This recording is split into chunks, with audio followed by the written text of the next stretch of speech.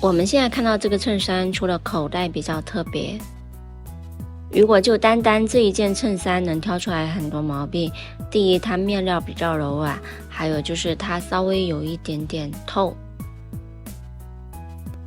还有一个衬衫是开衫，很多人会担心走光。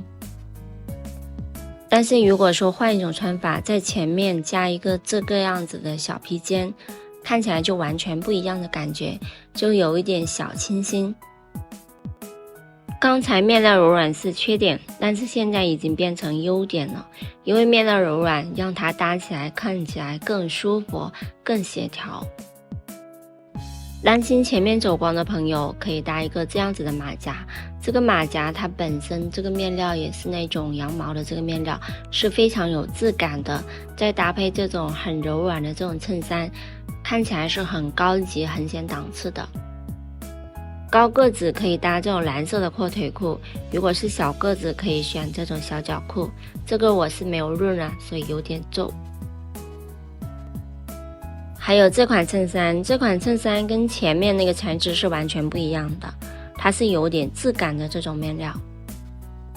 有点质感的这种衬衫可以单穿，但是它营造的是一种英伦风格。如果你们要显得小巧温柔一点，在外面搭一个背心，像这样子的。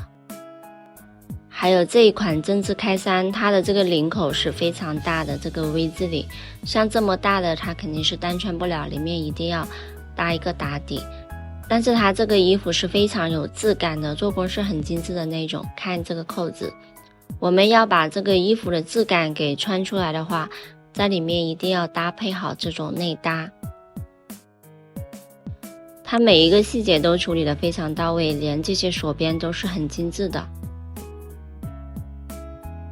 我们可以选这种比较高级比较简单的这种内搭，像这个黑色的这个内搭是非常不错的，黑色跟这个米白色搭配。这个领口是有这个墨边的形状修饰，